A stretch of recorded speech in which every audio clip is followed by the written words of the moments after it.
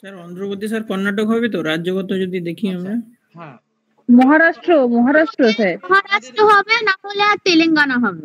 হ্যাঁ, আজকে আমাদের আলোচ্য বিষয় হচ্ছে সাতবাহন এম্পায়ার। তোমরা দেখতে পাচ্ছ সাতবাহন এম্পায়ার মানে 120 বিসি থেকে 320 সি। ঠিক আছে, মানে ওই প্রায় খ্রিস্টপূর্বাব্দ 120 নাগাদ এবং হচ্ছে খ্রিস্টাব্দ চলে গেছে 300 পর্যন্ত আর কি সাতবাহন বংশটা এক্সিস্টেন্স ছিল। এবার ভৌগোলিক অবস্থানগত দিক থেকে যদি দেখি, এই সাতবাহন বংশের অবস্থান কোথা থেকে কোন পর্যন্ত ছিল, গোদাবরী এবং কৃষ্ণা নদীর মধ্যবর্তী যে অঞ্চল, এইটা হচ্ছে কি এই সাতবাহন বংশের অবস্থান ছিল। ঠিক আছে, এবার রাজ্যগত দিক থেকে আমরা যদি দেখি তাহলে দেখতে পাচ্ছি আমরা এই মহারাষ্ট্র, ঠিক আছে, এটা গুজরাট দেখতে পাচ্ছ, এই গুজরাট, এর পাশে হচ্ছে কি মহারাষ্ট্র, এবং মধ্যপ্রদেশের দক্ষিণ অংশ রয়েছে, এবং হচ্ছে অন্ধ্রপ্রদেশ রয়েছে, দেখো অন্ধ্রপ্রদেশ, তেলেঙ্গানা, বর্তমানে তেলেঙ্গানা রয়েছে, এবং কর্ণাটকের উত্তরের অংশ। এই অঞ্চলগুলো হচ্ছে সাতবাহন বংশের মধ্যে, মানে সাতবাহন বংশের এরিয়া ছিল। ঠিক আছে, অ্যাকচুয়ালি এই সাতবাহন বংশ আসার আগে কি কোন বংশ ছিল ভারতবর্ষে? সব থেকে শক্তিশালী বংশ ছিল মৌর্য বংশ। ঠিক আছে, ক্রোনোলজিক্যাল অর্ডারের দিক থেকে আমরা যদি দেখি, এর আগে ছিল, অর্থাৎ সাতবাহন বংশের আগে যে সাম্রাজ্যটা ছিল সেটা হচ্ছে মৌর্য সাম্রাজ্য। ঠিক আছে, এই মৌর্য সাম্রাজ্য যখন ভেঙে যায়, মৌর্য বংশের শেষ রাজা কে ছিল বলতো? মৌর্য বংশ কিন্তু দক্ষিণ ভারতে না, মৌর্য বংশ বৃহদ্রথ। হ্যাঁ, মৌর্য বংশের সব থেকে শেষ রাজা ছিল বৃহদ্রথ। ঠিক আছে, এই বৃহদ্রথ ছিলেন সর্বশেষ। ওর পরে তো স্যার শুঙ্গ, ওর পরে তো শুঙ্গ বংশ স্যার। হ্যাঁ, এরপরে শুঙ্গ বংশ। ঠিক আছে, তারপরে শুঙ্গ বংশ, মৌর্য বংশের পরে শুঙ্গ বংশ। হ্যাঁ, শুঙ্গ বংশ, মানে বৃহদ্রথকে হত্যা করে পুষ্যপতি শুঙ্গ দখল করলো না? হ্যাঁ, শুঙ্গ বংশ। হ্যাঁ, এবং এর সাতবাহন বংশের আগে আর কি সব থেকে শক্তিশালী, মানে সব থেকে শুঙ্গ বংশ অতটা তো শক্তিশালী, সব থেকে শক্তিশালী বংশ ছিল মৌর্য বংশ। ঠিক আছে, এবং এই মৌর্য বংশ পতনের পরে দক্ষিণ ভারতে একটা সাম্রাজ্য প্রতিষ্ঠা হয়, তার নাম হচ্ছে গুপ্ত বংশ, সাতবাহন বংশ। ঠিক আছে, এবং এই সাতবাহনরা এরা হচ্ছে জাতিতে, এরা ছিল ব্রাহ্মণ ছিল, বুঝলে? সাতবাহনরা জাতিতে কেমন ছিল? ব্রাহ্মণ ছিল। ঠিক আছে, এবার আমাদের এই সাতবাহন বংশ সম্পর্কে কি জানতে হবে? সাতবাহন বংশের প্রতিষ্ঠাতা কি, সাতবাহনের রাজধানী কোথায় ছিল, এবং সাতবাহনদের মধ্যে কয়েকটা গুরুত্বপূর্ণ রাজাদের, অনেক রাজা ছিল। ঠিক আছে, 23 জন রাজা ছিল এই সাতবাহন বংশের, মানে 23টা বংশ ছিল আর কি, অনেক বছর ধরে ছিল না। তবে আমাদের সব করতে হবে না, সব জানতে হবে না, কিছু কিছু করতে হবে। ওকে, তো চলো লিখে নাও, সাতবাহনরা ছিল জাতিতে কেমন ছিল? ব্রাহ্মণ ছিল। এবং এই সাতবাহন বংশের প্রতিষ্ঠাতা কে ছিল? সিমুক। লেখো, সাতবাহন বংশের প্রতিষ্ঠাতা সিমুক।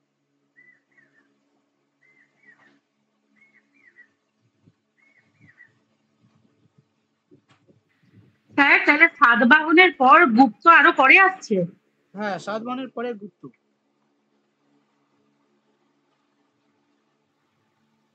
লেখো, সাতবাহন বংশের প্রতিষ্ঠাতা সিমুক।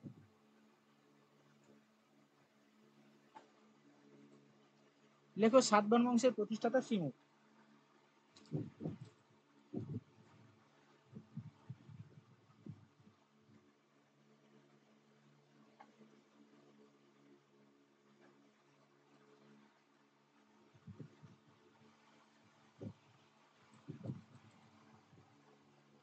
বুঝেছে? সাতবাহনরা জাতিতে কেমন ছিল? ব্রাহ্মণ। ওকে,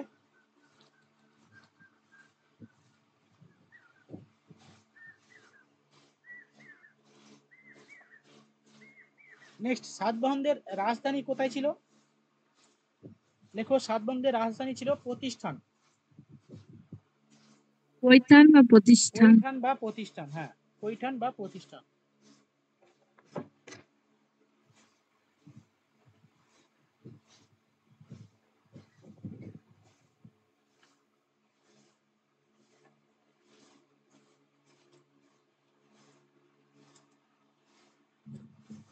ঠিক আছে,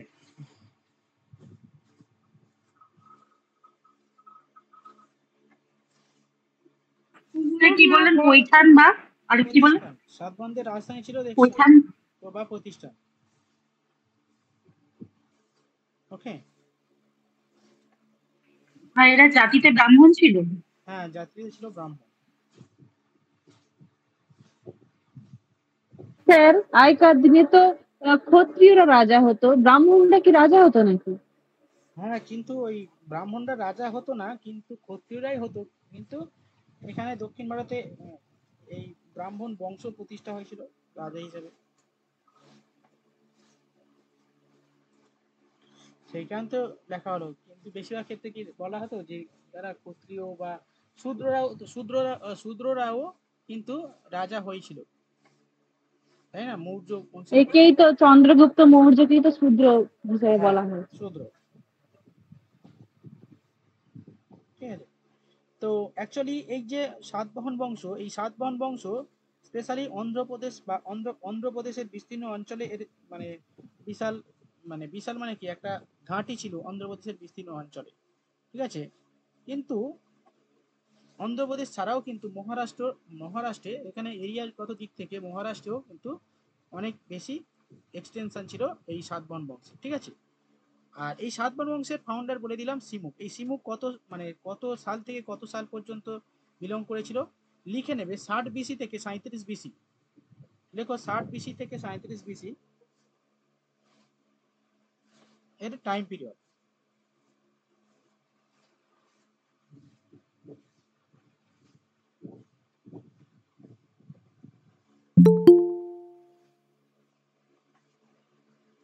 ষাট বিসি থেকে 37 বিসি টাইম পিরিয়ড। স্যার আপনি কি বললেন ওই অন্ধ্রপ্রদেশের বিস্তীর্ণ অঞ্চল ছাড়াও আর কোথায় ছিল এদের ঘাঁটি? লেখো মহারাষ্ট্র।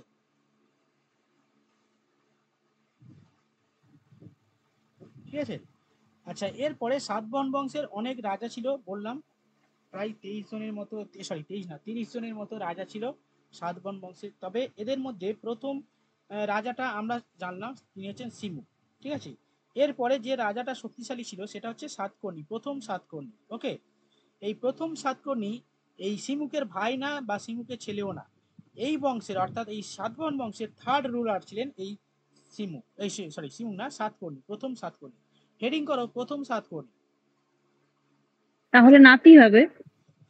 নাতি হবে বা পুতি হবে, যে কোনো একজন হবে, বা শালার ছেলে হতে পারে বা পিসির ছেলে হতে পারে, মেরে মারে সিংহাসন দখল করেছে। থার্ড রুলার, ঠিক আছে, পাওয়ারে আসে এবং রাজ্য পরিচালনা করে, সরি সাম্রাজ্য পরিচালনা করে। প্রথম সাতকর্ণী।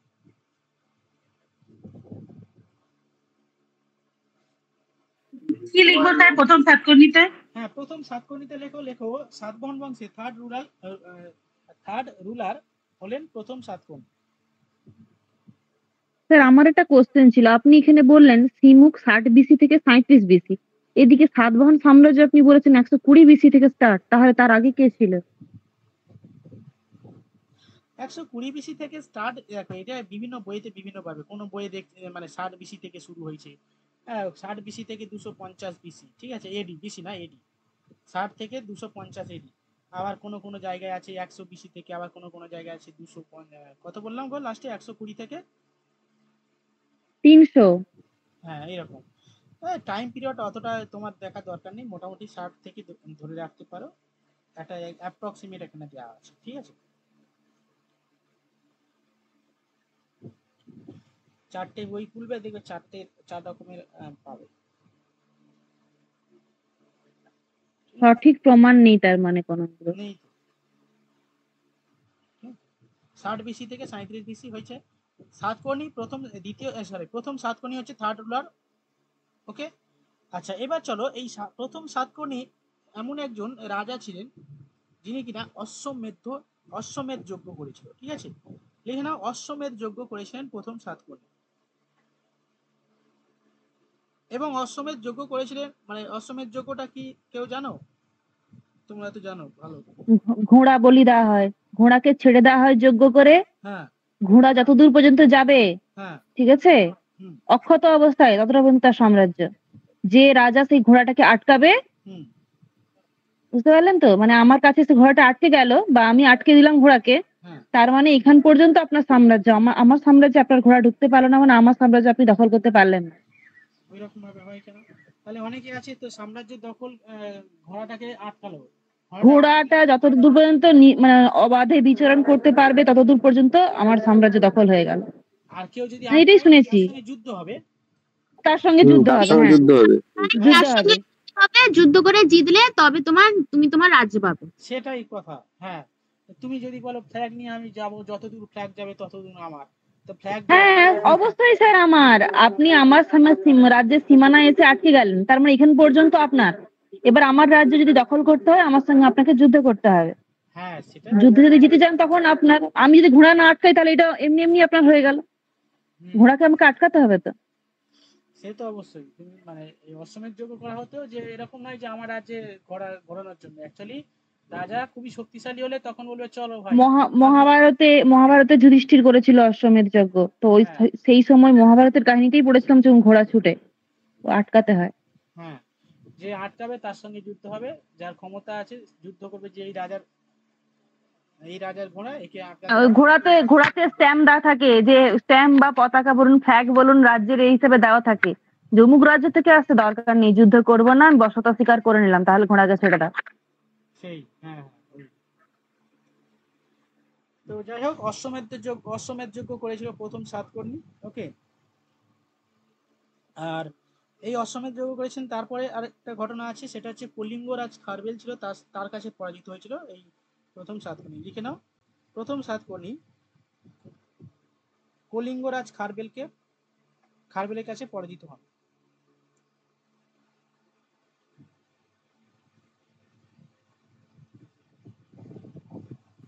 কে পরাজিত হন? প্রথম সাতকর্ণী পরাজিত হন? হ্যাঁ,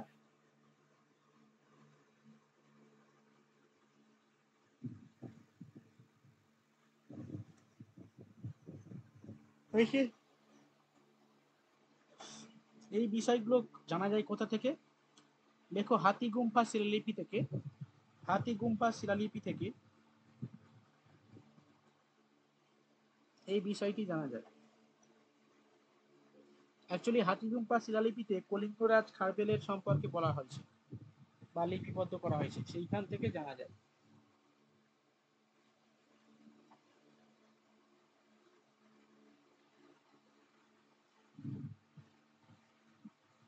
ওকে, আচ্ছা, এবার প্রথম সাতকর্ণীর একজন স্ত্রী ছিল, ঠিক আছে? ওই স্ত্রীর নাম হচ্ছে নয়নিকা। ওকে, এই নয়নিকা স্ত্রী কেন লিখলাম? কারণ নয়নিকা হচ্ছে একজন মানে কবি ছিল। কবি ঠিক না, মানে স্কলার ছিলেন। তিনি একটা মানে নানাঘাট লিপি লিখেছিলেন, নয়নিকার রচনা। ঠিক আছে, চলো লিখে নাও। নয়নিকার রচনা লিপি হলো নানাঘাট শিলালিপি।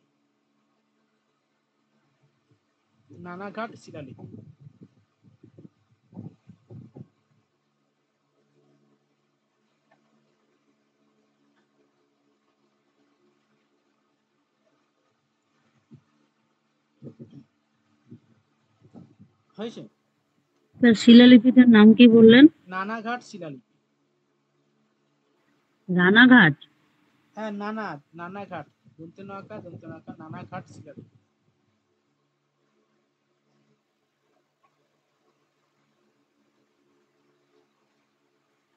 স্যার আপনি বলছেন নয়নিকা হচ্ছে কবি ছিলেন না, উনি একটা শিলালিপি লিখেছিলেন, তার নাম নানাঘাট শিলালিপি। তাহলে কবিও নয়, উনি লিখে হচ্ছেন, তাহলে কি বুঝলাম না এটা?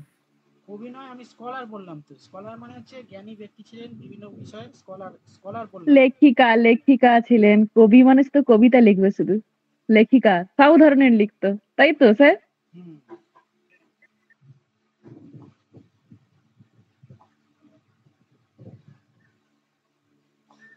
নেক্সট লেখো, এর বংশের পরবর্তী রাজা লেখো হালা। সালা লেখো যেন সবাই, সালা না হালা। কি? হালা। হাল বানান হয়াকার লয়াকার? হ্যাঁ, হালা হালা হয়কাল হালা।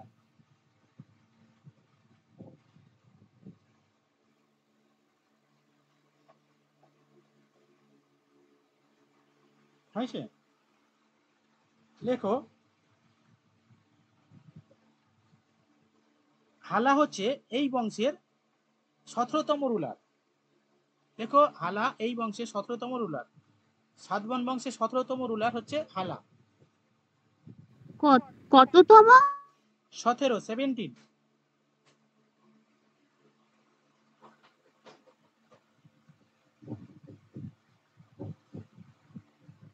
স্যার মাঝের গুলো কোথায় গেল সব?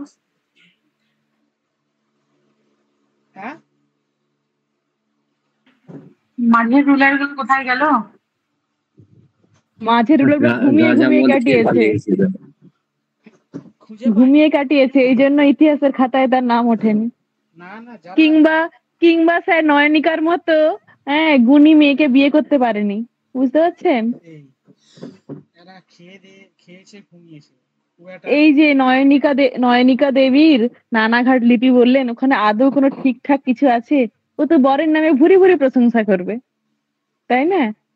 প্রশংসা করতে পারে, আবার উল্টো পাল্টা লিখতে পারে। তুমি কি আর হ্যাঁ, উল্টো পাল্টা লিখলে তো গলা ছেদ করে দেবে একদম।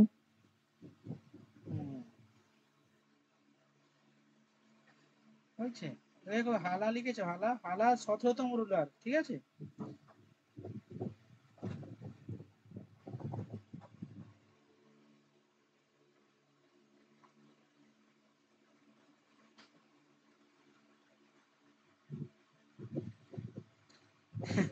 এই হালা কেন লিখলাম বলতো? হালা হচ্ছে একজন অথর ছিল, ওই কারণে হালাটা লেখা হলো। দেখো হালা হচ্ছে একজন অথর।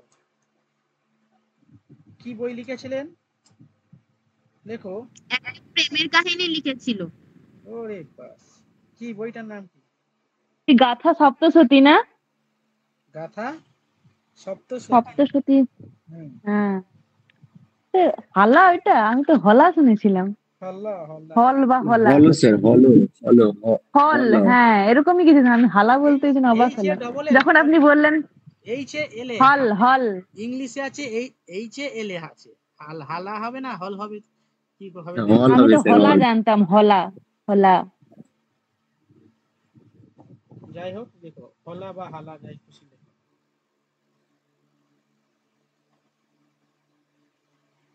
আচ্ছা, গাথা সপ্তশতী। নেক্সট লেখো গৌতমী পুত্র সাতকর্ণী। এটাই হচ্ছে পরীক্ষায় আছে। হ্যাঁ ইনি হচ্ছে শ্রেষ্ঠ রাজা, তাই তো? হ্যাঁ, শ্রেষ্ঠ রাজা গৌতমী পুত্র সাতকর্ণী। আর লেখো গৌতমী পুত্র সাতকর্ণী। লেখো সাতবাহন বংশের গুরুত্বপূর্ণ রাজা হলেন গৌতমী পুত্র সাতকর্ণী, শ্রেষ্ঠ রাজা।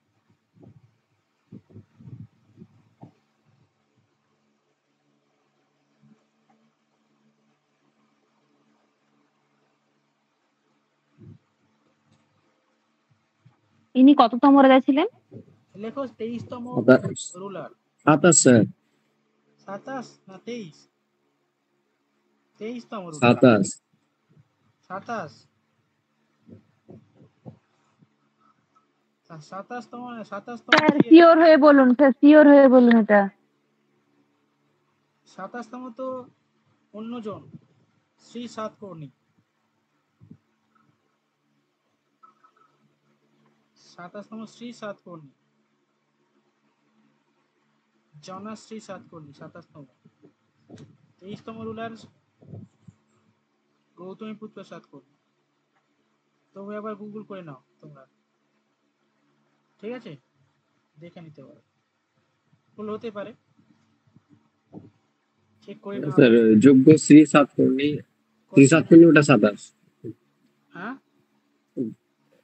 আমি যেটা বলছি ওটা যোগ্য শ্রী সাতকর্ণী, হুম ওটা 27। হুম, সেটাই, ঠিক আছে? তাহলে লিখে নাও 23তম রুলার সাতকর্ণী, গৌতমী পুত্র সাতকর্ণী।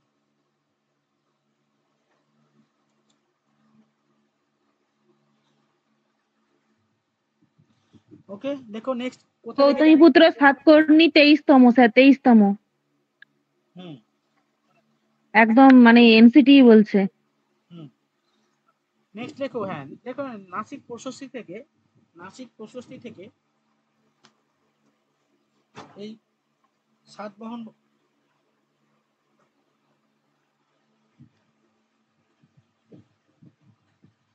বংশের গৌতমীপুত্র সাতকর্ণী সম্পর্কে জানা যায় নাসিক প্রশস্তি থেকে। নাসিক প্রশস্তিটা ওনার মা লিখেছেন। হ্যাঁ, সাতকর্ণীর মার লেখা নাসিক প্রশস্তি। মার নাম কি? বলশ্রী, গৌতমী বালাসপুরী। বলশ্রী। বলশ্রী। হুম।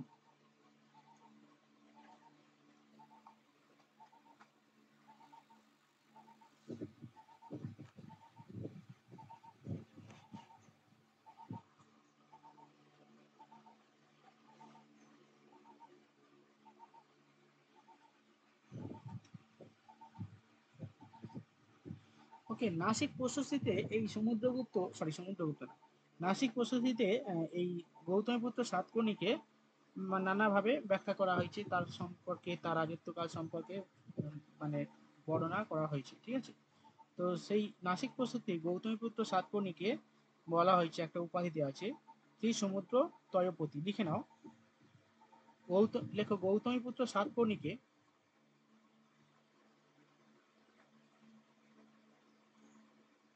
বলা হয় ত্রিসমুদ্র তয়োপতি বাহন। ত্রিসমুদ্র তয়োপতি বাহন। ইনভাইটেড কমার মধ্যে রাখবে। আরেকবার বলুন বানানটা। ত্রিসমুদ্র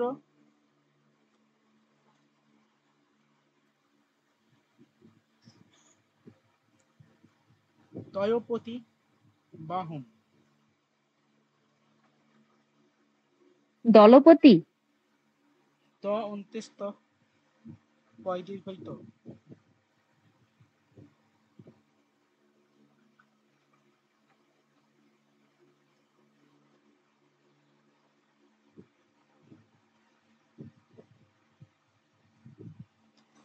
ঠিক আছে, মানে খুবই শক্তিশালী রাজা ছিল আর কি। ত্রিসমুদ্র তয়োপতি মিন্স কি বলতো? ত্রিসমুদ্র মানে তিনটে সমুদ্র বলতে এরকম নয় যে আমাদের বঙ্গোপসাগর, আরব সাগর এবং বঙ্গোপসাগর, এই তিনটেকে জয় করেছিলেন। হ্যাঁ, এই তিনটে সমুদ্রের মানে অধিপতি ছিল, মানে আশেপাশে কেউ আসতে পারত না, সেইখানে এনাকে ত্রিসমুদ্র তয়োপতি বলা হয়, ঠিক আছে।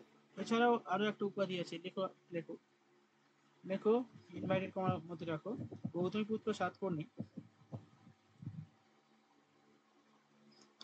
শক যবন, শক একটু হাইফেন দাও, লেখো যবন হাইফেন দাও, পল্লব নামে পরিচিত।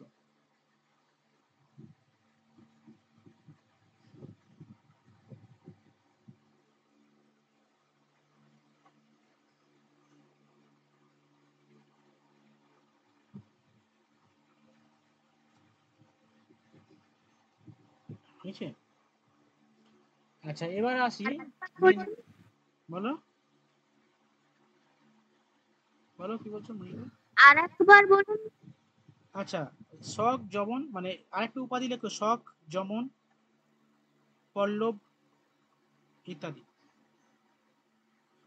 আচ্ছা দেখো, এই গৌতমীপুত্র সাতকর্ণী কি বেশ বলছিলাম, হ্যাঁ, এই সাতবাহন বংশের রাজারা, এদের সব মহিলারা দেখছে এসব নাটক লিখছে, ওর মা এসব প্রশস্তি লিখছে, তারপরে ফালার বউ একটা কি রোমান্স কবিতা লিখেছিল, মানে প্রশস্তি লিখেছিল, নয়নিকা হ্যান ত্যান ইত্যাদি ইত্যাদি। তো এখানে মহিলাদের প্রাধান্য বেশি ছিল দেখছি অন্যান্য বংশের তুলনায়, তাই না? তার মানে এর দ্বারা কি প্রমাণিত হচ্ছে? সাতবাহন বংশ ছিল নারী কেন্দ্রিক, মানে এখানে নারীরাই প্রধান ছিল, মাতৃতান্ত্রিক সমাজ ব্যবস্থা ছিল সাতবাহন বংশ, ঠিক আছে। পুরুষদের ততটা ক্ষমতা ছিল না এই সাতবাহন বংশে। সাতবাহন বংশের তাই পুরুষদের ক্ষমতা ছিল না তো পুরুষদেরকেই মানে মেয়েদেরকেই রাজা করে দিতে পারতো, মানে রানী হয়ে বসতেছে। রাজা হতে পারতো, শুধু ঠিক আছে। শুধু স্যার ওই মেয়ে লিখলেই, প্রশস্তি লিখলেই সে নারী কেন্দ্রিক। নারী কেন্দ্রিক না, নারী কেন্দ্রিক না, ওইরকম ব্যাপার সবই ছিল নারী কেন্দ্রিক, নারীরা হয়তো পরিচালনা করতো, কিন্তু সাতবাহন বংশ ছিল বা সাতবাহন যে রাজারা ছিল, এরা ছিল, এই রাজ্যটা ছিল পুরোটাই মাতৃতান্ত্রিক, ঠিক আছে। মহিলাদের দ্বারা সবকিছু বেশি পরিচালিত হতো, মাতৃতান্ত্রিক। দু একটা এক্সাম্পল দেওয়া হয়েছে, এরকম নয় যে শুধু।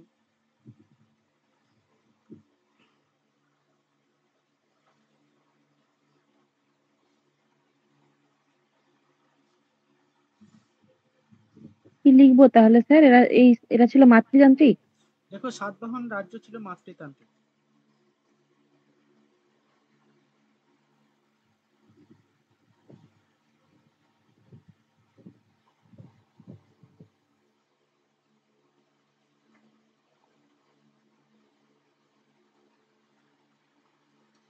লাস্ট দেখো, সাতবাহন বংশের শেষ রাজা ছিল পুলামাভি। সাতবাহন বংশের শেষ রাজা পুলামাভি।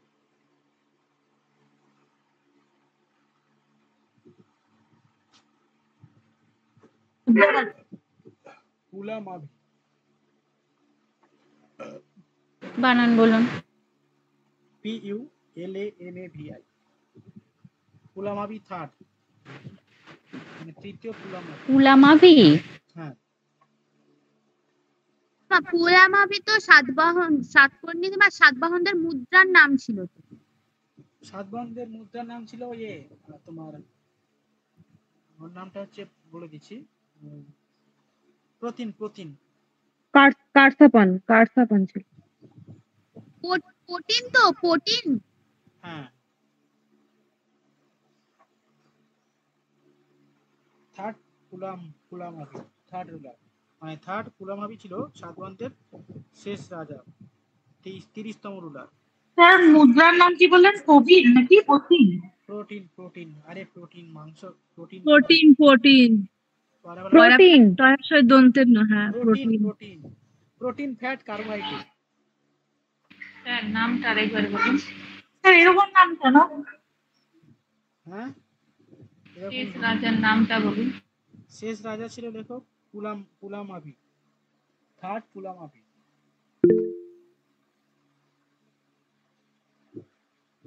স্যার এ তো যজ্ঞশ্রী সাতকর্ণী দেখাচ্ছে। যজ্ঞশ্রী সাতকর্ণী এখানেও আছে, অনেক জায়গায় দেখাচ্ছে, কিন্তু একটা যেটা অথেন্টিক বই এখান থেকে দিচ্ছি পুলামাভি। পুলামাভি থ্রি, এই 27তম রুলার, যজ্ঞশ্রী সাতকর্ণীর 27তম রুলার, ঠিক আচ্ছা। আছে। আর যেটা ওটা গ্রেট রুলার, মানে শেষ গ্রেট রুলার, কিন্তু এটা আমি কি বলেছি, শেষ গ্রেট রুলার, আমি বলেছি সাতবাহন বংশের শেষ রাজা।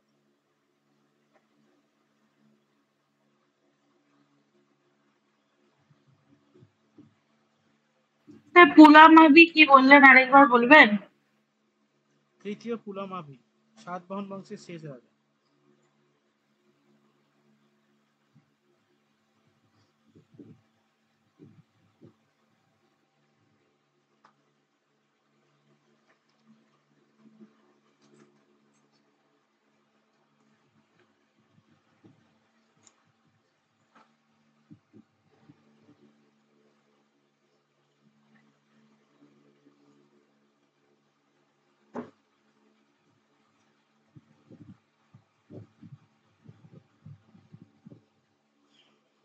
হয়েছে?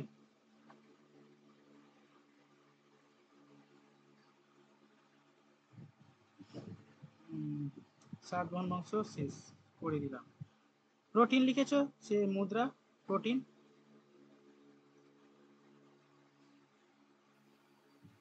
এটা মনে থাকবে। Protein, carbohydrate, fat. শেষ, হ্যাঁ। প্রোটিন, কার্বোহাইড্রেট, ফ্যাট তিনটেই? প্রোটিন, কার্বোহাইড্রেট না। না রে বাবা, ওটা বোঝানোর জন্য বললো যে কোন প্রোটিন ওটা, কার্বোহাইড্রেট, ফ্যাট। প্রোটিন আর প্রোটিন, ঠিক আছে। ঠিক আছে স্যার। চলো সাতবাহন বংশ শেষ করে দিয়েছি, এবার হচ্ছে গুপ্ত বংশ। ওকে স্যার অ্যাকচুয়াল আদৌ প্রোটিন তো না প্রোটিন তো না তো? এ ভাই তোমরা যা খুশি উচ্চারণ করো। না আপনি বলুন। স্যার ভাষা কি প্রাকৃত ভাষা ছিল? প্রাকৃত ভাষা ছিল, হ্যাঁ ভাষাটা বলি কেন প্রাকৃত ভাষা, ভাষাটা দেখো প্রাকৃত ভাষা। প্রোটিন গো প্রোটিন। স্যার বলছি পাল সেন আর শশাঙ্ক ওগুলো করে দেন। হ্যাঁ এটা হয়ে গেলে যাচ্ছে, এটা হয়ে না গেলে কেন হ্যাঁ স্যার, হ্যাঁ হ্যাঁ এটার ওগুলো করে দিন। গুপ্তটা হওয়া দরকার না, এই সিকোয়েন্সটা শেষ করুন, সিকোয়েন্স, গুপ্তটা কেন হবে না? সিকোয়েন্স গুপ্ত বিশাল সাম্রাজ্য স্যার, গুপ্ত তো বিশাল হ্যাঁ ওটা শুরু করতে হলে 2:45 থেকেই শুরু করতে হতো। সাতবাহনদের ভাষা প্রাকৃত ভাষা।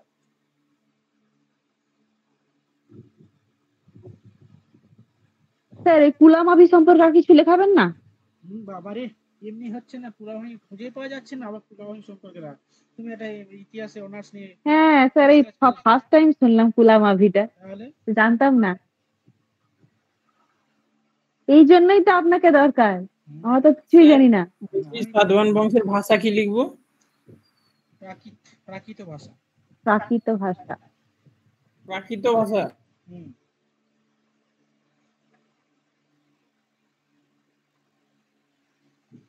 আচ্ছা এবার চলো এইসব সাম্রাজ্যই ভালো স্যার, এক পাতায় শেষ হয়ে যাচ্ছে, এইসব সাম্রাজ্যই ভালো।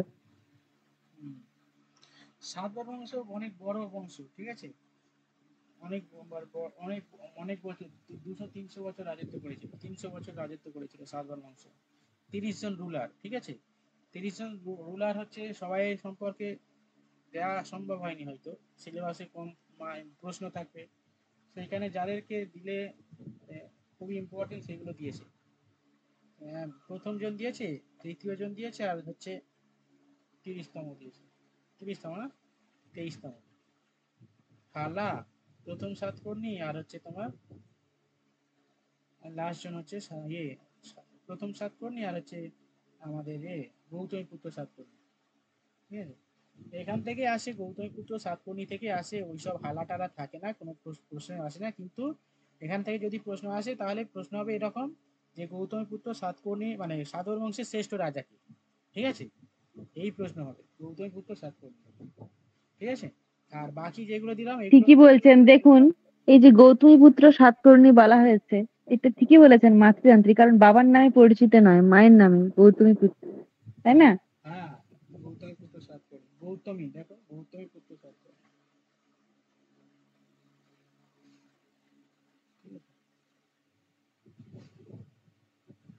যেমন আপনাকে বলবে গঙ্গাপুত্র ভীষ্ম, হুম আপনাকে যেমন বলবে গঙ্গাপুত্র ভীষ্ম।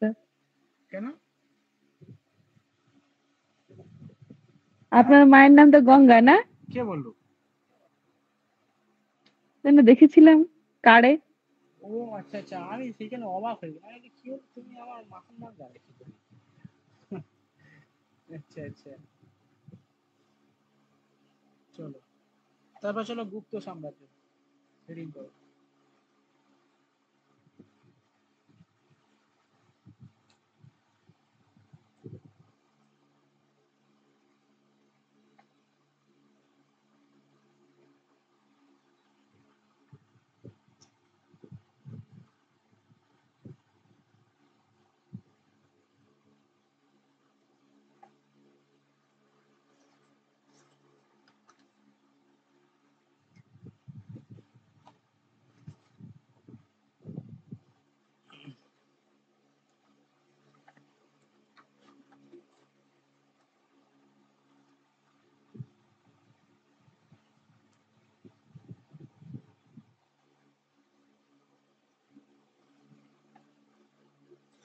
ওকে চলো দেখো, এই গুপ্ত সাম্রাজ্যের টাইম পিরিয়ডটা তোমরা দেখতে পেলে কত থেকে 320 থেকে 320 বিসি থেকে বিসি কেন হবে, বিসি হয়ে গেছে 320 এডি থেকে 540 এডি পর্যন্ত বা 550 এডি পর্যন্ত হচ্ছে খ্রিস্টাব্দ পর্যন্ত এই গুপ্ত পিরিয়ডের টাইম পিরিয়ড, মানে আমরা যদি দেখি 4th সেঞ্চুরি এডি, ঠিক আছে। স্যার ম্যাপটা দেখান। টাইম পিরিয়ডটা আরেকবার বলুন। 4th century AD।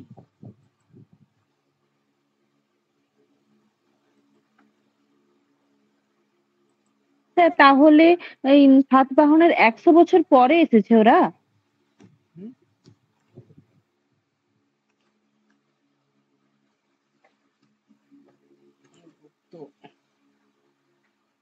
না না না 100 বছর, ঠিক আছে ঠিক।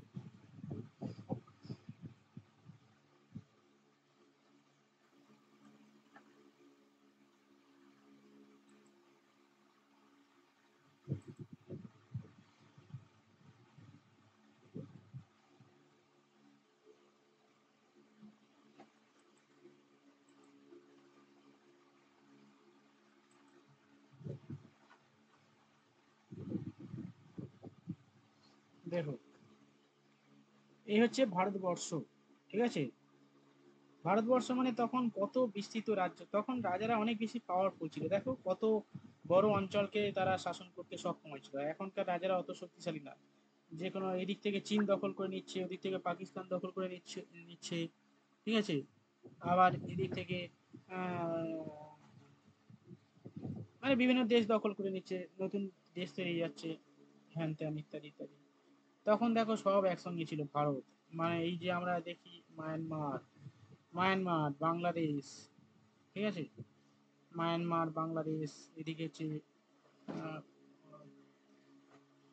আফগানিস্তানের অংশ, আফগানিস্তান, তারপর হচ্ছে পাকিস্তান, এগুলো পাকিস্তান তখন তো ভারতবর্ষের মধ্যে ছিল, ঠিক আছে। তো এত বড় একটা রাজ্য ছিল, এত বড় একটা আচ্ছা কি বলছিলাম আমরা, হ্যাঁ গুপ্ত সাম্রাজ্য, ঠিক আছে। গুপ্ত সাম্রাজ্যের এক্সটেনশন ছিল দেখো একদম উত্তরে, মানে হিন্দুকুশ পর্বত পেরিয়ে, ঠিক আছে, দক্ষিণে একেবারে দেখো দক্ষিণে একদম বিশাখাপত্তনম অন্ধ্রপ্রদেশের এই অংশ পর্যন্ত বিস্তৃত হচ্ছে গুপ্ত সাম্রাজ্য। এবং এটা হচ্ছে উত্তর থেকে দক্ষিণে, এবং পশ্চিম থেকে পূর্বে গুজরাট থেকে, এবং পূর্বে হচ্ছে একেবারে অরুণাচল প্রদেশ মায়ানমার পর্যন্ত বিস্তৃত ছিল এই গুপ্ত সাম্রাজ্য, ঠিক আছে। 4th century AD তে a new dynasty, the Gupta dynasty in Magध, and established a large kingdom over the greater part of the northern India. Through their empire was not as large as that of the Maurya. মৌর্যের মতো এত বড় না, কিন্তু বড় সাম্রাজ্য উত্তর ভারতে। This rule lasted for more than 200 years. ঠিক আছে, মানে এই গুপ্ত সাম্রাজ্য মৌর্য বংশের মতো অত বিশাল সাম্রাজ্য না, কিন্তু তবুও উত্তর ভারতে পরবর্তীকালে আর কি মৌর্য বংশের পরবর্তী সময়ে একটা বৃহৎ সাম্রাজ্য প্রতিষ্ঠা করেছিল এই গুপ্ত বংশ। এই গুপ্ত বংশ হচ্ছে উত্তর ভারতে, এই বংশটা প্রতিষ্ঠা হয়েছিল, এবং এই বংশের এক্সটেনশন মানে সময় পিরিয়ড ছিল প্রায় 200 বছর। এই ভারতবর্ষে এই গুপ্ত সাম্রাজ্য শাসন করেছিল 200 বছর, ঠিক আছে, বোঝা গেল? তো চলো এখান থেকে লিখে নাও গুপ্ত বংশ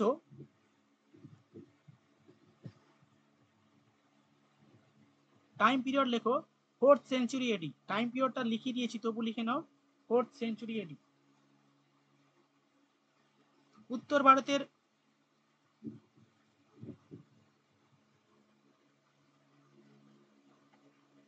মগধে প্রতিষ্ঠিত বৃহত্তম রাজ্য।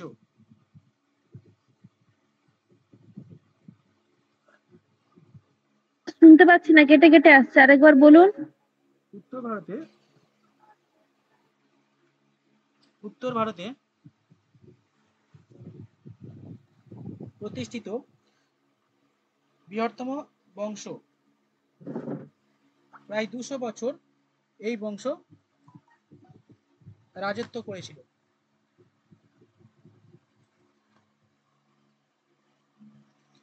বছর এই বংশ রাজত্ব করেছিল।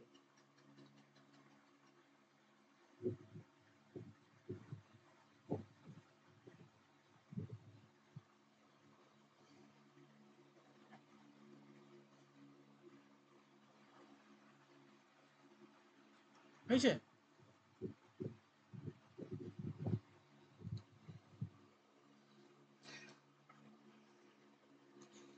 আচ্ছা নেক্সট পার্ট বলছে the Gupta period. This period is referred as the classical age of the golden age of ancient India, and was perhaps the most prosperous era in Indian history.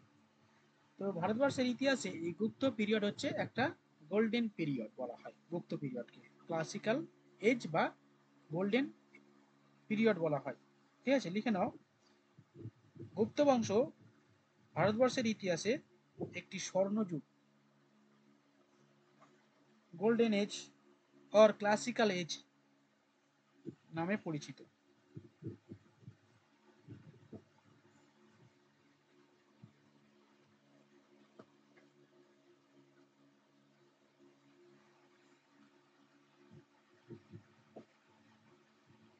ওকে, তো অনেক স্কলার ছিল, তাদের মধ্যে মানে বিভিন্ন স্কলারদের মধ্যে আর কি, অ্যাকর্ডিং টু এপিগ্রাফিক এভিডেন্স, ঠিক আছে, এপিগ্রাফিক এভিডেন্সের মতে দি ফাউন্ডার অফ দি ডাইনাস্টিস ওয়াজ দি গুপ্ত। ঠিক আছে, শ্রীগুপ্ত। মানে এই বিভিন্ন স্কলারদের মতে আর কি, এপিগ্রাফিক এভিডেন্স থেকে প্রমাণিত হয়েছে যে এই বংশের প্রতিষ্ঠা করেছিলেন কে? এই বংশের প্রতিষ্ঠাতা ছিলেন শ্রীগুপ্ত। ঠিক আছে, ওকে, এই শ্রীগুপ্ত এই বংশের প্রতিষ্ঠাতা। স্যার, হ্যাঁ, আপনি তো তাহলে এটা লিখিয়ে দিয়েছেন গুপ্ত সাম্রাজ্য, এটা একবার লেখানো হয়ে গিয়েছে গুপ্ত সাম্রাজ্য, তারপরে সমুদ্রগুপ্ত, দ্বিতীয় চন্দ্রগুপ্ত, কুমারগুপ্ত, এই পর্যন্ত তো লেখানো হয়ে গিয়েছে তাহলে। হ্যাঁ দেখো এগুলো হয়ে গেছে। না আমাদের নেই অনেকে এগুলো তো হয়নি।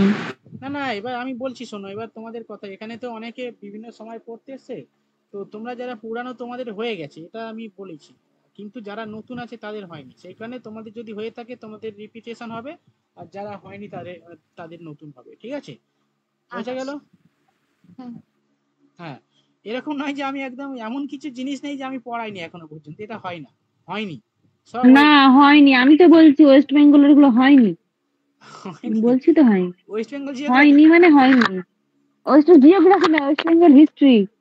আপনি তা বললে সিপাহী বিদ্রোহ এগুলো বলছি না, মানে সিপাহী বিদ্রোহ বা পলাশির যুদ্ধ এগুলোর কথা বলছি না, বাংলার আমি এগুলো বলছি। হয়নি, শঙ্খ, পাল বংশ এগুলো হয়নি। হয়েছে। হ্যাঁ আমি এটাই বলছি, সেন বংশ, পাল বংশ এগুলো হয়নি, আচ্ছা শশাঙ্ক করাবো, এগুলো হয়নি। ঠিক আছে, হয়নি, আবার করাবো, চাপ নেই। এই ক্রোনোলজিক্যালি চলবে এবারে, ঠিক আছে, তাহলে আরো বেশি ভালো হবে। চলো, গুপ্ত বংশ প্রতিষ্ঠাতা লেখো শ্রীগুপ্ত। গুপ্ত বংশ প্রতিষ্ঠাতা শ্রীগুপ্ত। ওকে, এই গুপ্ত বংশের রাজধানী কি লেখো? পাটলিপুত্র। গুপ্ত বংশের রাজধানী পাটলিপুত্র।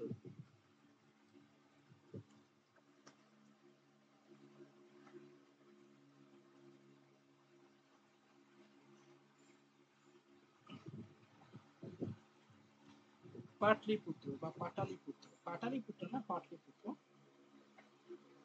কুহেলি, কেমন আছো? হ্যাঁ এই চলছে। কি খবর?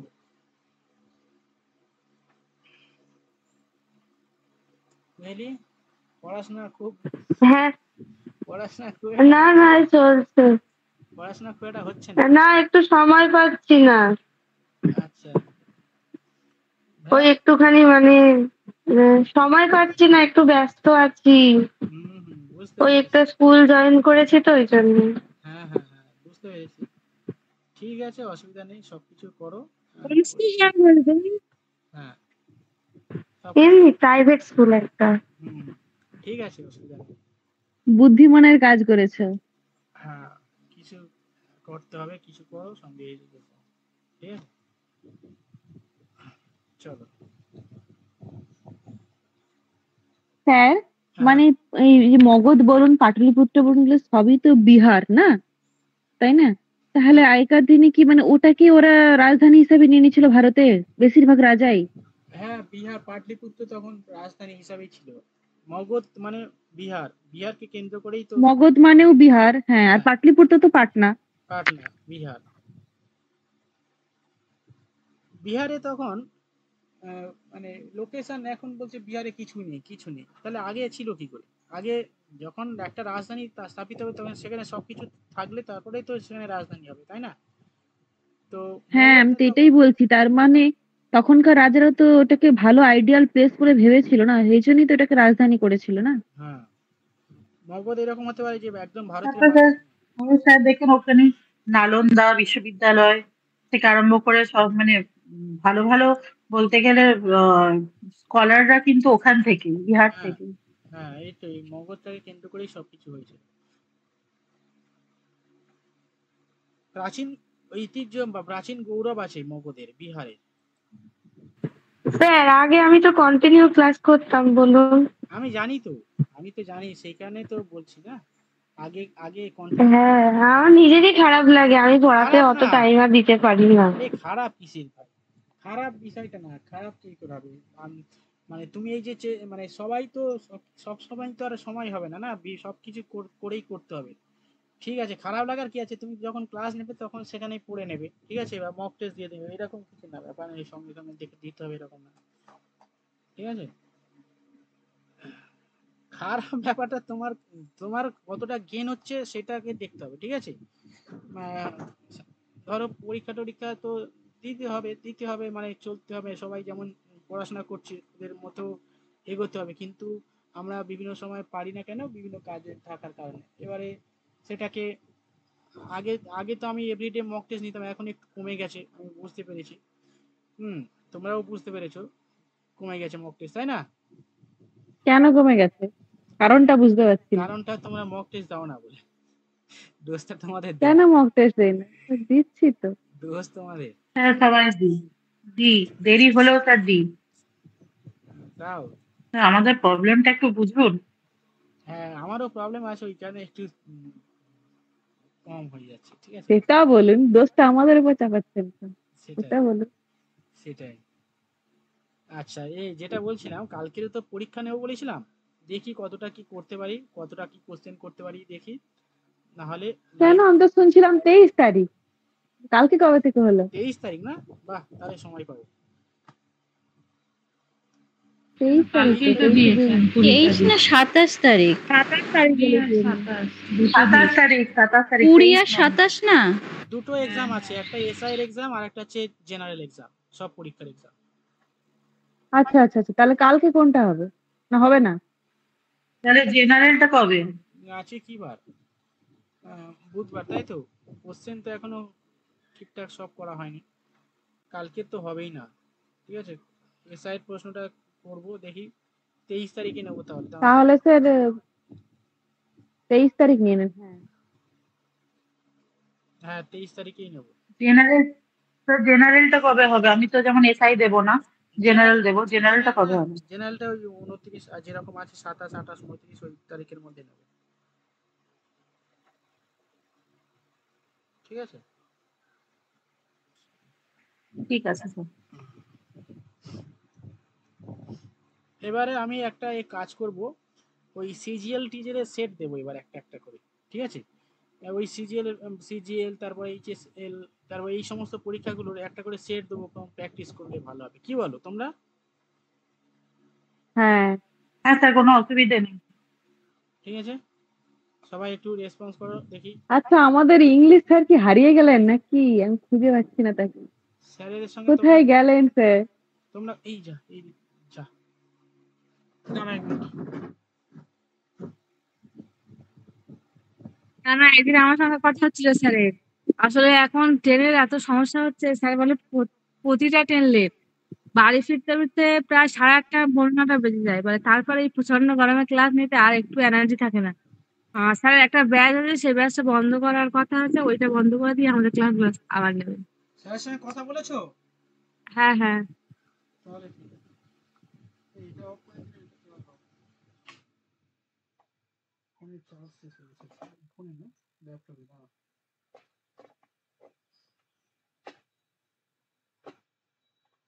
স্যারকে যখন ইনভাইট নার্গিস, করছি, তুমি আর কতদিন ক্লাস করবে? না না হ্যাঁ, আর বেশি দিন করতে পারবো না, এই উইকটা করবো। এইটা করবে? আচ্ছা। বাকি সময় কোথায় যাবে তুমি? কি হয়েছে তোমার? স্যার নিজের তাও বিয়ে করে নার্গিস অন্যের বিয়েতে অনেকদিন ক্লাস টেনশন নেগলেন্সি কেন? কি হয়েছে কি? হ্যাঁ নার্গিস? নিজের বিয়ের বেলা সবকিছু, অন্যের বিয়ের কি কোনো গুরুত্ব নেই নাকি? না একটা মেয়ে কত কি প্ল্যান করে জানেন বিয়ে নিয়ে? তাই না? হ্যাঁ এখনো পর্যন্ত নখ থেকে চুল পর্যন্ত কোনো কিছু ট্রিটমেন্ট করানো হয়নি তার। কি ভাবছেন ঠিক একটা মেয়ে আপনাদের কি আর? হ্যাঁ, একটা শেরওয়ানি গলায় নাহলে পাঞ্জাবি গলিয়ে চললেন, মেয়েকে কত কিছু প্রিপারেশন নিতে হয়, সেটা ঠিক কথা। কি বুঝবেন? নার্গিসের বিয়ে আছে না? ও আচ্ছা। নার্গিস তাহলে হানিমুন করে যাচ্ছো? ওটা হানিমুন আপনাকে কেন বলবে? আপনি তো বকখালি থেকে ঘুরে চলে আসছেন। হানিমুন আমি তো হালকা করেই সবকিছু করি, ঠিক আছে? কেন হালকা করে করবেন? আপনি তো চাকরি থেকে বেশি ইনকাম করেন, এতগুলো স্টুডেন্ট, 100+ স্টুডেন্ট, লাখ আপনার তো যাওয়া উচিত। সুইজারল্যান্ডে মাসে যান। মাসে লাখ খানেক টাকা ইনকাম হয়, তাই তো? অবশ্যই আরো বেশি। আরো বেশি। তো ঢপবাজি কথা ছাড়ুন, ঠিক আছে? সব বুঝি। সব সব হালকা হালকা বলে বলে স্যালারিটাই ভারী হয়ে যাচ্ছে। বুঝিস, ওটা হলে তাহলে আমি তো সেই ইয়ে করে সেই গলায় টাই দিয়ে আর পায়ে কি সব পরে না, গলায় টাই ফাই করে হ্যাঁ চলে আসতাম। যারা গলায় টাই দিয়ে ঘোরে তাদের ব্যাংক ব্যালেন্স বেশি হয় না, ঠিক আছে? যারা ফতুয়া পরে ঘোরে তাদেরই ব্যাংক ব্যালেন্স বেশি হয়। একদম ঠিক কথা, একদম। স্যার অ্যাকাউন্টটা সুইচ ব্যাংকে করে নিন। হ্যাঁ কি অ্যাকাউন্টেন্ট? আচ্ছা বলছে এখন বেশি এনজয় করে নিন। ও আচ্ছা আচ্ছা, এনজয় এনজয়। শুধু এই বকখালির বালিতে ঘুরলে হবে?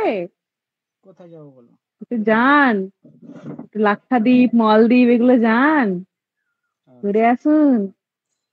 কপালে ওইসব নেই গো, কত কপাল। নার্গিসকে তো সুইজারল্যান্ড নিয়ে যাবে, ঠিক আছে? ব্যাপার আলাদা ব্যাপার। আচ্ছা আমাদের ব্যাপারটা কোথায় ছিল? আমাদের গুপ্ত বংশটা, চলো গুপ্ত বংশ শেষ করি না? পাটলিপুত্র, রাজধানী পাটলিপুত্র। হ্যাঁ চলো পাটলিপুত্র চলো। তাহলে আমাদের রাজধানী ছিল, মানে আমাদের রাজধানী না, গুপ্ত বংশের রাজধানী, ঠিক আছে, পাটলিপুত্র। চলো এবার চলো গুপ্ত বংশের প্রথম রাজা হয়ে গেল, প্রতিষ্ঠাতা হয়ে গেল। এবার এর পরবর্তী রাজা ছিলেন কে? সমুদ্রগুপ্ত না, তারপরে হচ্ছে চন্দ্রগুপ্ত, ঠিক আছে? চন্দ্রগুপ্ত পরে সমুদ্রগুপ্ত। গুপ্ত বংশের প্রথম শক্তিশালী রাজা ছিলেন চন্দ্রগুপ্ত। ওকে, লেখো, হেডিং করো চন্দ্রগুপ্ত, প্রথম চন্দ্রগুপ্ত, প্রথম চন্দ্রগুপ্ত।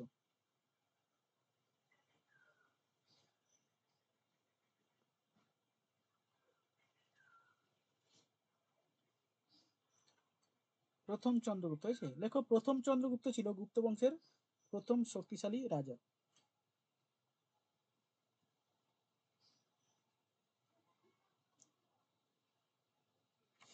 দেখো এই প্রথম শ্রীগুপ্তের পরে আরেকজন শক্তিশালী রাজা ছিল, মানে শক্তিশালী ঠিক না, মানে আরেকজন রাজা ছিল, তার নাম হচ্ছে ঘটোৎকচ। ঘটোৎকচ হচ্ছে শ্রীগুপ্তের ছেলে, ঠিক আছে?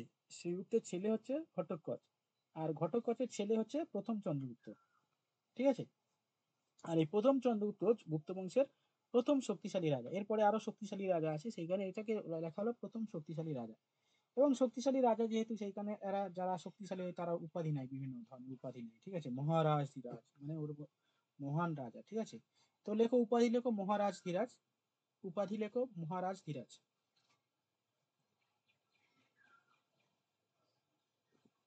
আর প্রথম চন্দ্রগুপ্তের উপাধি? হ্যাঁ প্রথম Chandragupta, he was the first Gupta ruler who assumed the title Maharaj Dhiraj. Okay, হ্যাঁ। নেক্সট হচ্ছে এ হচ্ছে লিচ্ছবি, একজন লিচ্ছবি রাজকন্যা ছিল। লিচ্ছবি রাজকন্যা কুমার দেবীকে বিয়ে করে, বুঝলে? রাজকন্যা কুমার দেবীকে বিয়ে করে কে? প্রথম চন্দ্রগুপ্ত, ঠিক আছে? He married to Lichchhavi prince Kumar Devi, brought to him enormous power এবং রিসোর্স এন্ড প্রেস্টিজ। মানে রাজার মেয়েকে বিয়ে করেছে, রাজার মেয়েকে বিয়ে করে রাজার সম্পত্তি পেয়েছে, ঠিক আছে? এবং প্রচুর ক্ষমতাও পেয়েছে, রাজার ক্ষমতা, দুই রাজার ক্ষমতা, পাওয়ার পেয়ে গেল, সমস্ত সম্পত্তিও পেয়ে গেল এবং প্রেস্টিজও পেয়ে গেল। কি বলেন? লিচ্ছবি লিচ্ছবি কি নাম বলেন? লিচ্ছবি? হুম, লেখো লিচ্ছবি রাজকন্যা লিচ্ছবি কুমার কুমার দেবীকে বিয়ে করেন, বিবাহ করেন, এরকম লেখনি বিয়ে করে, আমি পাতি ভাষায় বলছি, ঠিক আছে? বিবাহ করেন। দেখো ভালো ভাষায়, ঠিক আছে। অ্যাকচুয়ালি প্রথম কুমারগুপ্ত, এই কুমারগুপ্ত প্রথমে সিংহাসনে বসেন 320 খ্রিস্টাব্দে, ঠিক আছে। আচ্ছা এবার লেখাবো, মানে 320 খ্রিস্টাব্দে তিনি সিংহাসনে বসে তিনি একটা অব্দ প্রচলন করেন, মানে গুপ্তাব্দ প্রচলন করেন, ঠিক আছে। এটা পরীক্ষায় আসে। স্যার প্রথম কুমারগুপ্ত কে? হ্যাঁ, এই প্রথম কুমারগুপ্ত কি বললাম, সরি ভুল বল, প্রথম কুমার দেবী, রাজকন্যা কুমার দেবীকে বিবাহ করে। হ্যাঁ কুমার দেবীকে, আমি ওইখানে ইয়ে হয়ে গেছে, সিলি মিস্টেক। যাই হোক, যেটা বলছিলাম, গুপ্ত বংশের প্রথম রাজা প্রথম চন্দ্রগুপ্ত, ঠিক আছে। প্রথম চন্দ্রগুপ্ত সিংহাসনে বসেন কত সালে? 320 খ্রিস্টাব্দে। এবং তিনি 320 খ্রিস্টাব্দে সিংহাসনে বসে একটা মানে সন প্রতিষ্ঠা করেন, গুপ্তাব্দ প্রচলন করেন। এটা পরীক্ষায় আসে যে গুপ্তাব্দ কত সালে প্রচলন হয়, কে প্রচলন করেন। প্রথম চন্দ্রগুপ্ত কত সালে? 320 খ্রিস্টাব্দে, ঠিক আছে। এবং কি প্রচলন করেন? গুপ্তাব্দ।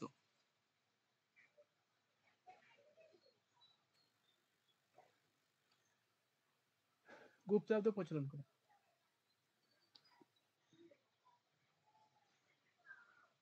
ঠিক আছে।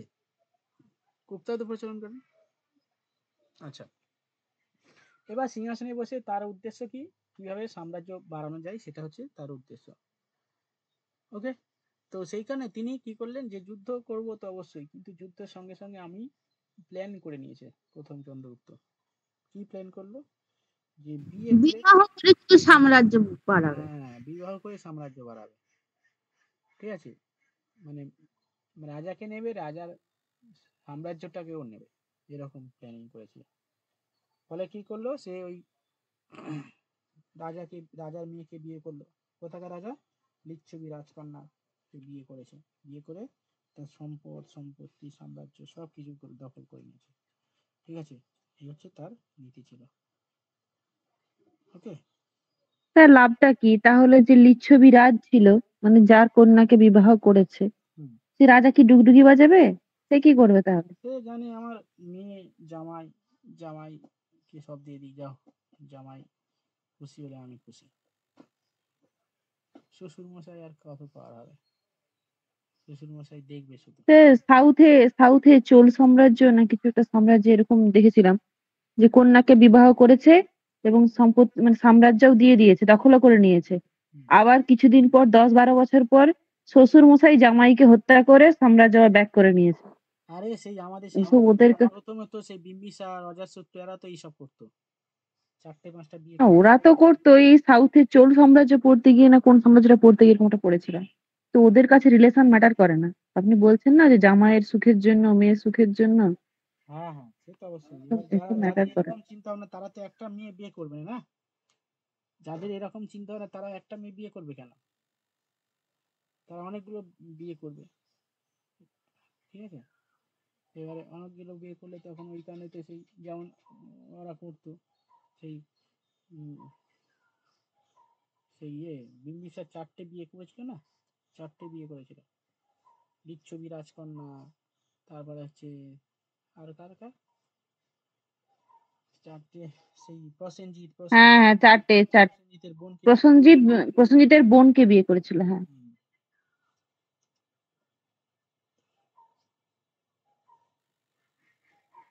ঠিক আছে। আচ্ছা, গুপ্ত বংশ শেষ হয়ে গেল। এই গুপ্ত বংশ শেষ মানে চন্দ্রগুপ্ত শেষ।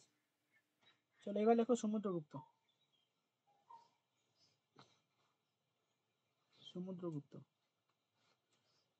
সমুদ্রগুপ্ত ছিল এর ছেলে, কুমার দেবীর ছেলে। হ্যাঁ, কুমার দেবীর ছেলে। তার মানে এ অনেকগুলো বিয়ে করেছিল, বুঝলে। এখানে আইডেন্টিফাই করে দিয়েছে কুমার দেবীর ছেলে। তাহলে বলতে পারতো যে সমুদ্রগুপ্ত এর ছেলে, প্রথম চন্দ্রগুপ্তের ছেলে, তাই না?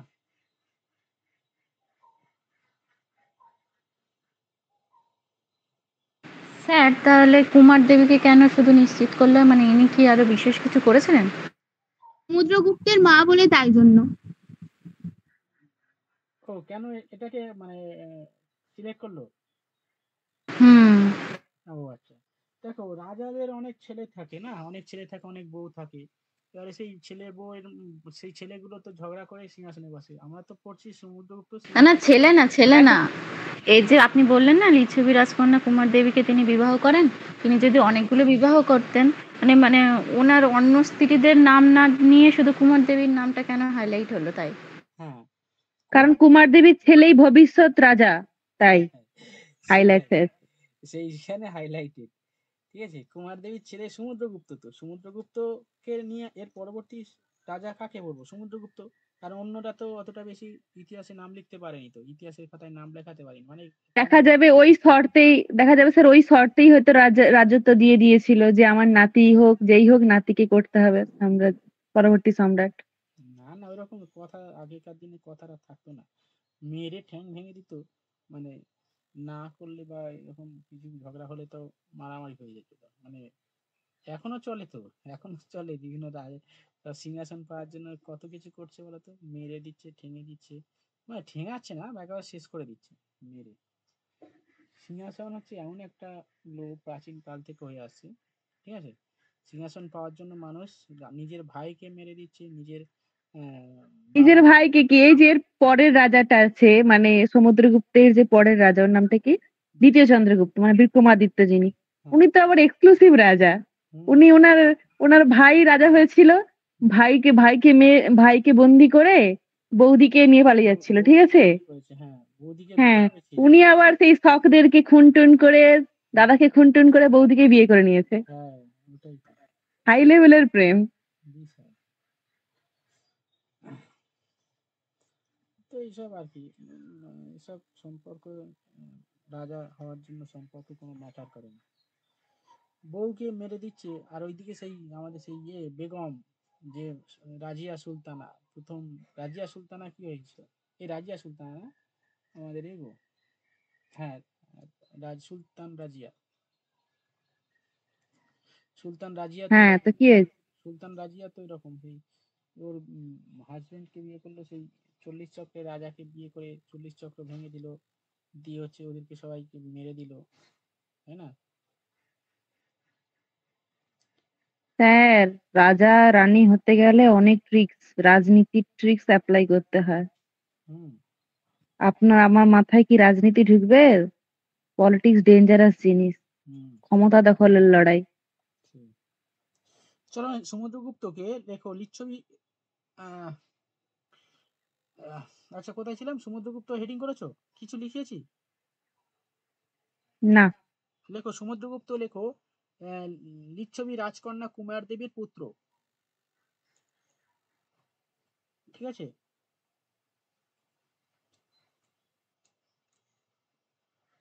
Samudragupta was the greatest king of Gupta dynasty, Gupta ডাইনাস্টির গ্রেটেস্ট মহান রাজা। লেখো সমুদ্রগুপ্ত গুপ্ত বংশের শ্রেষ্ঠ রাজা।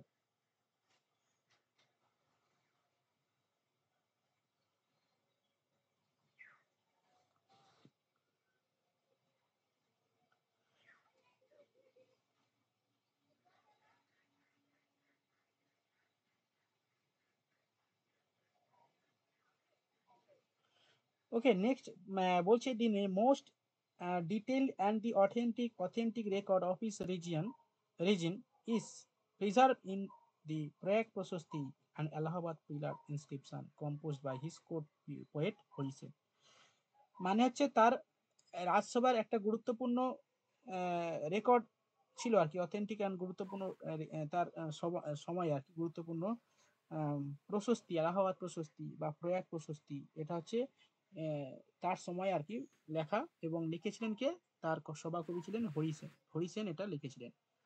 তো চলো লিখে নাও, হরি সেনের সভাকবি।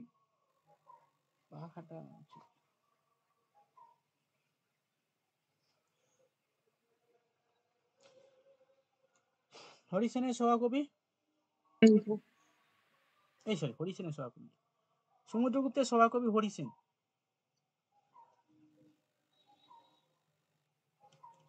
প্রয়াগ প্রশস্তি বা এলাহাবাদ প্রশস্তি রচনা করে।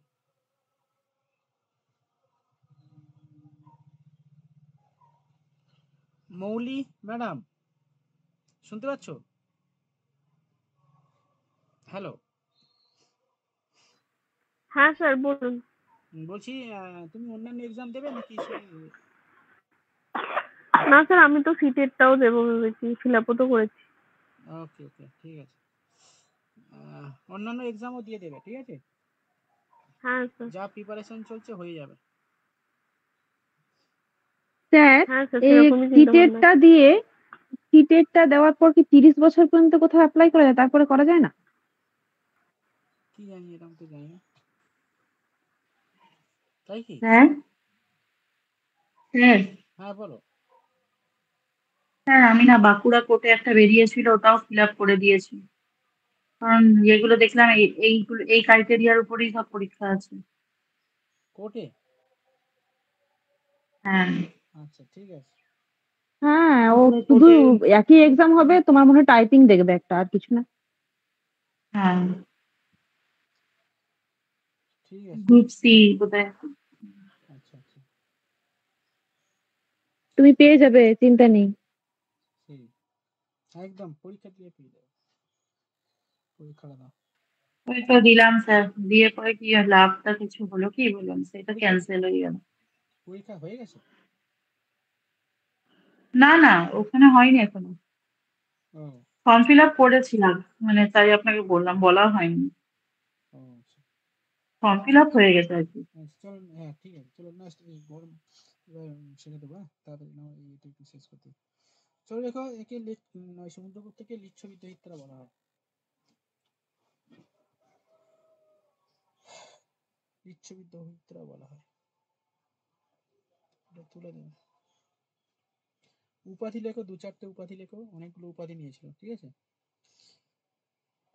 পরাক্রমাঙ্ক, কবিরাজ দেখো, কবিরাজ, পরাক্রমাঙ্ক, সর্বরাজচ্ছেত্রা, সর্বরাজচ্ছেত্রা।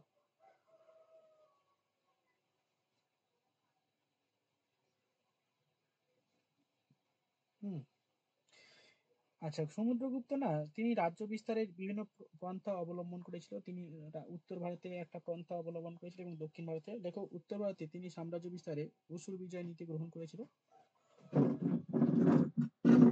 অসুর বিজয় বা সাম্রাজ্যবাদী নীতি। কবিরাজের পর কি বলছিলেন, পরক্রমাঙ্ক? হ্যাঁ, বা বিক্রমাঙ্ক, বিক্রমাঙ্ক, বিক্রমাঙ্ক লেখো। দেখো, উত্তর ভারতে তিনি সাম্রাজ্য বিস্তারের জন্য অসুর বিজয় বা সাম্রাজ্যবাদী নীতি গ্রহণ করেছিলেন। এই লাইনটা আরেকবার বলুন। উত্তর ভারতে সাম্রাজ্য বিস্তারের জন্য তিনি অসুর বিজয় বা সাম্রাজ্যবাদী নীতি গ্রহণ করেছিলেন।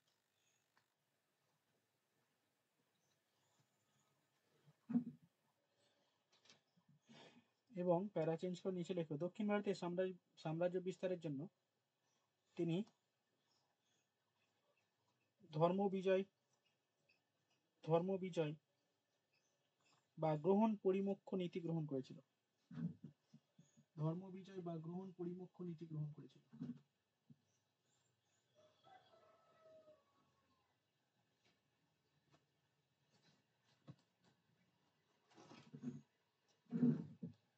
ধর্ম বিজয় বা গ্রহণ পরিমোক্ষ নীতি গ্রহণ করেছিল। তারটা গুছিয়ে রাখতে হবে, এটা গুছিয়ে রাখতে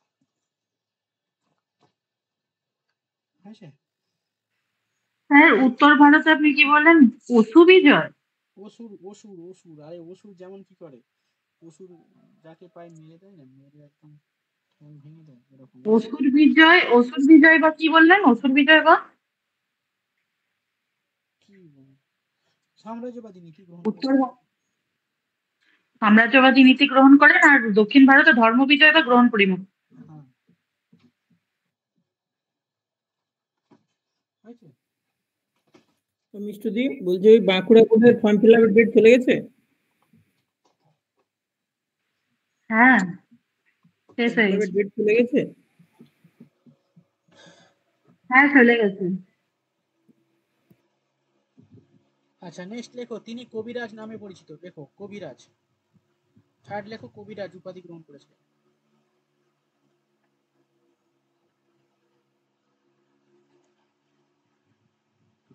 বলে দিয়েছেন তো।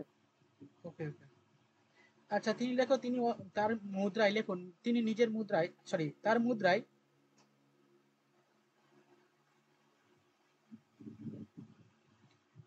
বিনা বাদনরত মূর্তি অঙ্কিত আছে।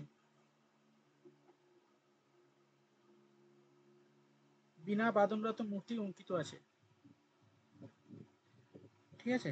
আর তারপরে লাস্ট দেখো তিনি অশ্বমেধ যজ্ঞ করেছিলেন, তিনি অশ্বমেধ যজ্ঞ করেছিলেন, ব্যাস।